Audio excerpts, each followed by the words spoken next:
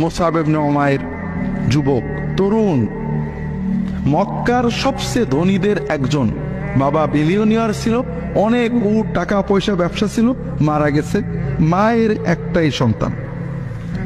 সকালে যে জামা পরে বিকেলে পরে না, এত দামি আতর পরে রাস্তায় গেলে মানুষ তাকিয়ে থাকে। এই যুবকের কাছে দ্বীনের দাওয়াত পৌঁছেছে, গোপনে ইসলাম গ্রহণ করেছেন। হঠাৎ মা খবর পেয়েছে মুসলমান হয়েছে তোমার ছেলে। মা ধরছে, বলে হ্যাঁ হবেছি। মা বলে ছেড়ে দাও, বাপ দাদার ধর্ম ছেড়ে এই ওহাবি হয়েছে কেন?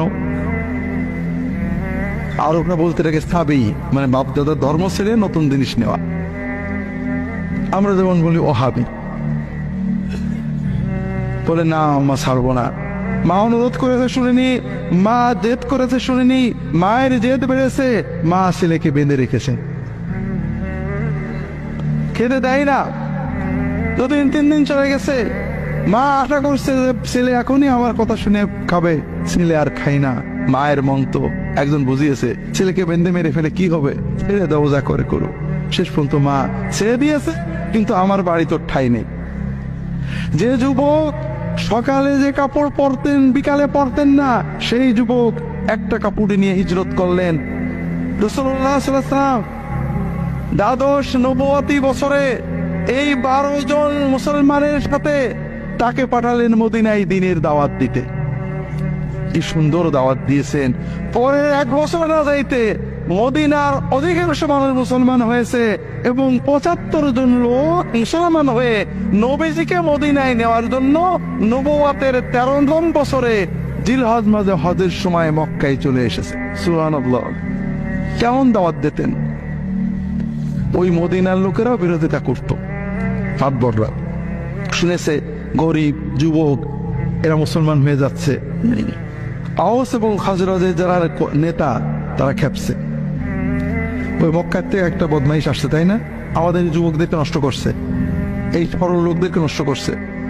আচ্ছা যাচ্ছি, তরবারি নিয়ে গেছে। উনি তখন একটা খেজুরের বাগানে বসে আছেন।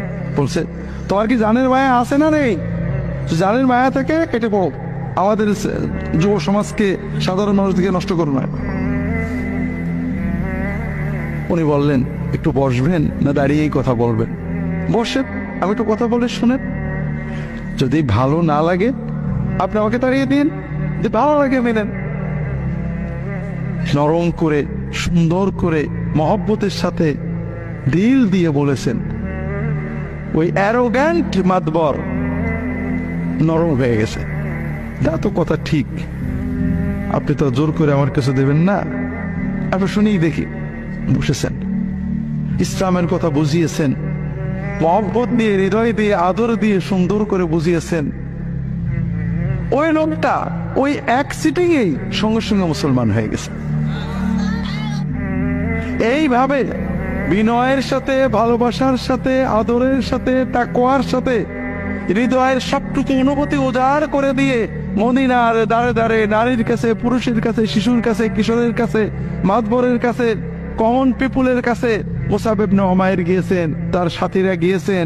আস্তে আস্তে মদিনার অর্ধেকের বেশি মানুষ মুসলমান হয়ে গেল।